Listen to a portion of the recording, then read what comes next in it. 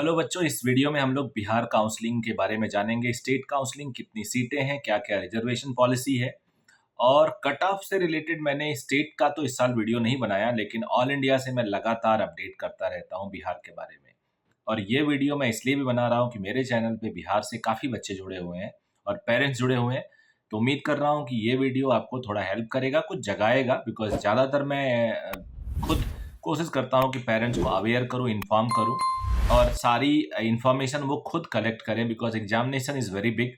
किसी के कहने पे अगर मैं कुछ बोल भी रहा हूँ तो आप वेरीफाई करिए एंड उसके बाद वेरीफाई करने के बाद ही आप आगे बढ़िए। अगर आप ऐसा करते हैं तो मुझे नहीं लगता कोई भी आपको दिक्कत आने वाली है और आपकी जो काउंसलिंग है वो परफेक्ट होगी।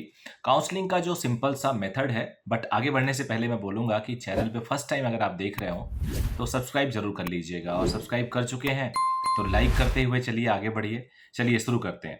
तो सबसे पहले आप लोग को काउंसलिंग का बेसिक रूल जानना होगा। आपकी रैंक कुछ भी हो, स्टार्ट आप टॉप कॉलेज से करेंगे। अगर आप स्टेट काउंसलिंग कर रहे हैं तो पीएमसीएच पटना नंबर 1 चॉइस होनी चाहिए, चाहे आपकी ऑल इंडिया रैंकिंग 1 है या ऑल इंडिया रैंकिंग 20,000 है। ये नहीं सोचना है कि अगर आपने बिहार में आपकी 20,000 रैंक है तो पीएमसीएच तो मिलेगा नहीं, एनएमसीएच तो मिलेगा नहीं, इंदिरा गांधी इंस्टीट्यूट तो मिलेगा ही नहीं, तो क्यों मैं वो भरूं, क्यों ना मैं नालंदा भर दूं, क्यों ना मैं पूर्णिया नया कॉलेज है वो भर दूं।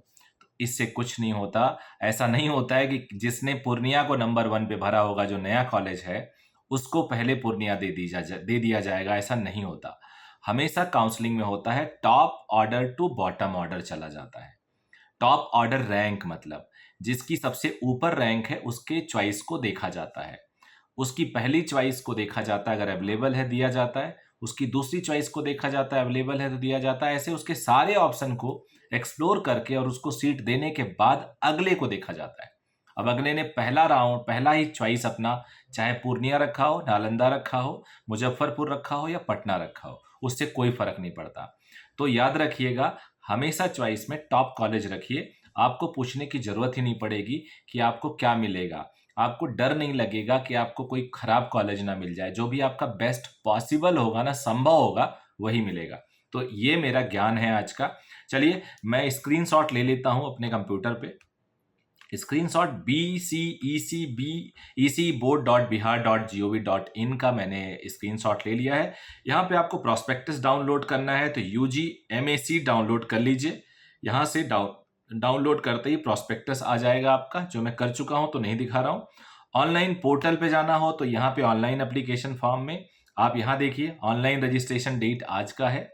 ऑनलाइन रजिस्ट्रेशन क्लोजिंग 4 तारीख को, काफी अच्छे पे हुआ है। इनफैक्ट बिहार जब शुरू हो रहा है तो ऑल इंडिया का रिजल्ट आ जाएगा, तो इसलिए बिहार के लिए काफी इजी है। बच्चे अपना असेसमेंट कर लेंगे कि उन्हें ऑल इंडिया से क्या मिल रहा है और बिहार से क्या मिल रहा है।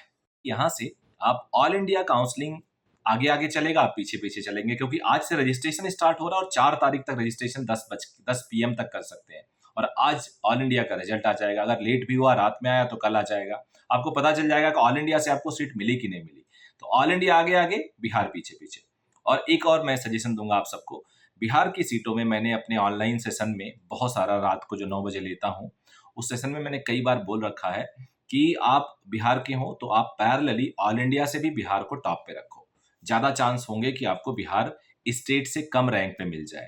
इस साल बिहार में एक खास बात और है, और वो खास बात ये है कि गर्ल्स को 1/3 सीट्स पे रिजर्वेशन दिया गया, हॉरिजेंटल।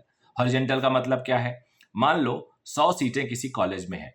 अब 100 सीटें मान लो जनरल कैटेगरी में, 100 में से जनरल कैटेगरी को मिलती हैं 40 सीट का 1/3 सिर्फ लड़कियां भरी जाएंगी। 40 का 1/3 क्या हुआ? लगभग 13 सीट्स। तो 13 सीटों पे सबसे पहले लड़कियों को भरा जाएगा, टॉप से 13 मेरिट तक।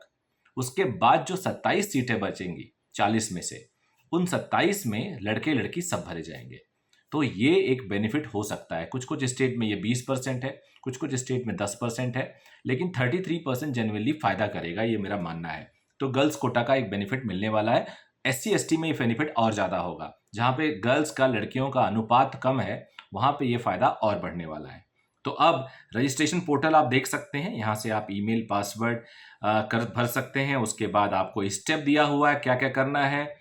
Register your self and verify, log in to your account, fill application form, upload documents, application preview, application fees, print application form A part A and B. दो चीजें हैं। क्या क्या आपको फॉर्म एप्लीकेशन से पहले करना होगा? उम्मीदवार के पास वैध ईमेल आईडी और मोबाइल नंबर अगर नहीं हो तो मत शुरू करो। उसके बाद स्कैन की गई soft copy passport photo size 100 KB से कम पासपोर्ट साइज का फोटो कॉपी होना चाहिए आपके पास। अगर आपके पास फोटो कॉपी नहीं है तो पासपोर्ट साइज स्कैंड कॉपी नहीं है पासपोर्ट फोटो, तो मत स्टार्ट करो 100 KB का। आप जाओ कैफे पे स्कैन करके 100 KB का बनवा लो। हिंदी और अंग्रेजी सिग्नेचर का स्कैन सॉफ्ट कॉपी, हिंदी और अंग्रेजी में साइन किया हुआ।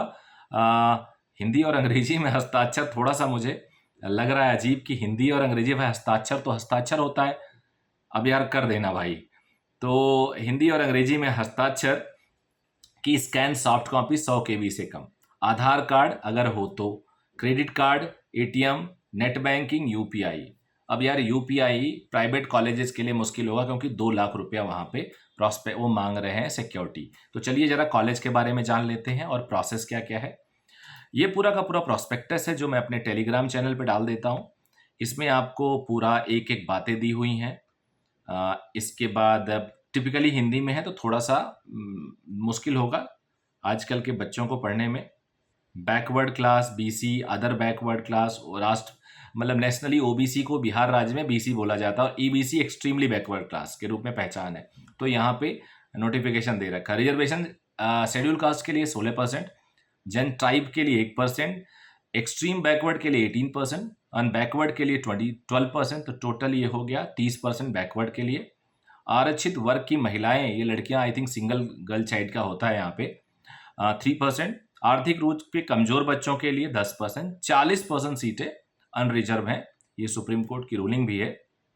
और यहीं पे तीसरा पॉइंट लिखा हुआ है, परंतु यह इस लाभ के केवल बिहार राज्य की निवासी महिलाएं, हाँ ऊपर लिखा हुआ है जो थर्ड पॉइंट है नोट में, इसमें लिखा हुआ है कि कुल सीटों का 1/3 महिला अभ्यर्थियों के नामांकन हेतु 36 रूप से आरक्षित रहेगा। ये हो गया। उसके बाद यहाँ पे 5% सीटें दिव्यांग के लिए, वो हर जगह है, कहीं कहीं वो 3 ही है पाठ्यक्रम में। उसके बाद शैक्षणिक योग्यता दिया हुआ है, आयु सीमा दिया हुआ है कि 2006 के बाद का नहीं होना चाहिए, वो 17 साल जो माना जाता है।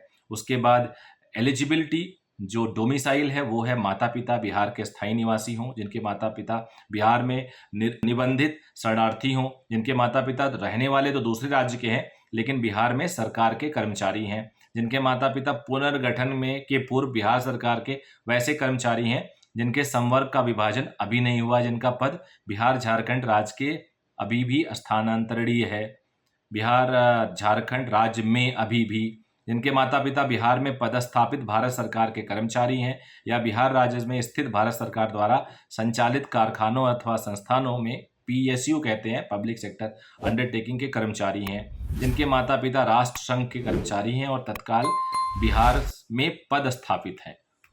राष्ट्र संघ बड़ा टिपिकल सा हिंदी है। निजी में कोई एलिजिबिलिटी नहीं है और कहीं के भी हो सकते हैं, ओपन स्टेट जिसको आजकल लोग बोलते हैं वो है। सीट आरक्षण सबको दिया गया। PWD के बारे में बड़ा क्लियर डेफिनेशंस है, तो जो भी होंगे यहाँ पढ़ेंगे जरूर। 6वें पेज पे PWD के लिए है, एलिजिबिलिटी है आपके लिए। उसके बाद सेल्फ फाइनेंस सीट के बारे में इंफॉर्मेशन दिया है, NRI के बारे में स्पॉन्सर दिया है, इंफॉर्मेशन दिया है, ये जरूर पढ़ लीजिएगा। योग्यता वोग्यता आपको हर जगह सेम है। रजिस्ट्रेशन का स्टेप बाय स्टेप दिया हुआ, OTP वगैरह बहुत ही कॉमन है। अभी मैंने ऑनलाइन पोर्टल दिखाया, वहाँ पे भी यही है। ये बड़ा ही कॉमन है, इसमें कोई खास प्रॉब्लम नहीं है। 7 स्टेप के आसपास यहाँ पे इन्होंने दिया है, मैंने पढ़ लिया था, 6 स्टेप हैं। और उसके बाद फीस पेमेंट का 1200 रुपये सिक्योरिटी फीस है, 600 रुपया SC ST DQ के लिए है। प्राइवेट वगैरह के लिए जो डेंटल के लिए वो 1200 ही है। केवल SC ST और DQ मैं नहीं समझ पा रहा हूँ क्या है, मैंने पूरा साइट पढ़ा नहीं, तो वो 600 है, बाकी सबके लिए 1200 है। और सिक्योरिटी डिपॉजिट है जनरल के लिए EWS के लिए 10,000, SC ST BC EC के लिए 5,000, प्राइवेट के लिए 2 लाख दोनों में, डेंटल के लिए 50,000। सब कुछ अगर जाना है प्राइवेट मेडिकल MBBS डेंटल तो 2 लाख कर दो। गवर्नमेंट में जाना है और डेंटल में जाना है 50,000 कर दो, जो भी हायर अमाउंट है। Step 7 downloading of part A and B, हाँ बोला 7, मैंने बोला था 7 पार्ट्स हैं। डाउनलोड करिएगा। उसके बाद रैंक पब्लिश होगा। बहुत ज़्यादा डिटेल लास्ट ईयर दिया नहीं था स्टेट रैंकिंग का बिहार ने, तो इस साल हम देखते हैं क्या होगा। और ये आप लोग को जो प्रोसेस है कि पहला राउंड, दूसरा राउंड, वो मेरे हिसाब से बिहार में थोड़ा आसान होगा, क्योंकि आपको ऑल इंडिया का पता चलता रहेगा और उस हिसाब से आप इसमें काउंसलिंग करते रहिए। सीट मिलने के बाद अगर आप सीट लेते हैं तो वहाँ जाके यस करना होगा कि आप अभी आगे भी अपना प्रोसेस कंटिन्यू रखेंगे, यानी अपग्रेडेशन के लिए रखेंगे। अदरवाइज आप वो कॉलेज छोड़ सकते हैं और वो कॉलेज लेके एडमिशन भी कंफर्म कर सकते हैं। तो ये सारे प्रोसेसेस हैं। उसके बाद सीट अलॉटमेंट लेटर देखिए लिखा हुआ है, before downloading of provisional seat allotment letter order it is necessary for those candidate who want to upgrade their allotted seat to give willingness for upgrade, yes या no.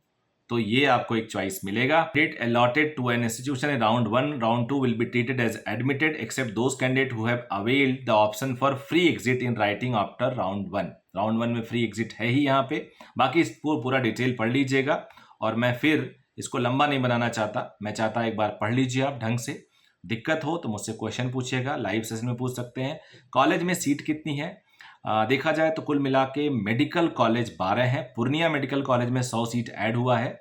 उसके बाद counselling के लिए जो सीट अवेलेबल है 1151 सीटें हैं, उसमें 30 बीडीएस भी मुझे दिख रहा है, और ऑल इंडिया कोटा में कुछ गई हैं। और टोटल सीट्स अभी पूर्णिया वाला सीट को में कोई अवेलेबल सीट फॉर काउंसलिंग नहीं दिखा रहा है, तो ये मुझे थोड़ा सा डाउट है। ये देखिए ये पॉइंट नहीं दिखा रहा है। पीएमसी पटना में 165 सीटें अवेलेबल हैं फॉर स्टेट कोटा।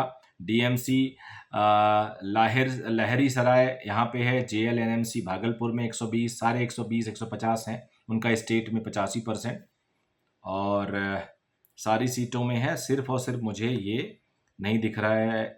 ईएसआईसी में भी 50 सीटें स्टेट को मिल रही हैं, but government medical college Purnia का नहीं दिख रहा है। फिर भी 1151 सीटें, उसमें 30 हटा दो पटना डेंटल कॉलेज का, तो 1121 सीटें अवेलेबल हैं जो इस टेबल के हिसाब से दिख रही हैं। सेकेंड राउंड, थर्ड राउंड में जो बढ़ेगा वो आपको अपने आप पता चल जाएगा। फिर प्राइवेट मेडिकल कॉलेज आप देख सकते हो। प्राइवेट मेडिकल कॉलेज में कुल मिला के 8 मेडिकल कॉलेजेस हैं, और इनकी सीट्स दे रही हैं 150, 100, 150, 100, 150, 100, 150, ये सारी हैं। फिर उसके बाद डेंटल कॉलेजेस हैं ये, एंड देन उसके बाद कुछ परिशिष्ट यानी कुछ पॉइंट्स होते हैं जो रिजर्वेशन से रिलेटेड, जो आपको देना पड़ता है। एनेक्चर आई होप इसको कहते हैं इंग्लिश में। So these are all about Bihar counselling. I hope आपको थोड़ा इससे जागरूकता आई होगी, आप पढ़ोगे और थोड़ा बहुत क्लियरेंस भी मिला होगा। Thank you very much, bye bye.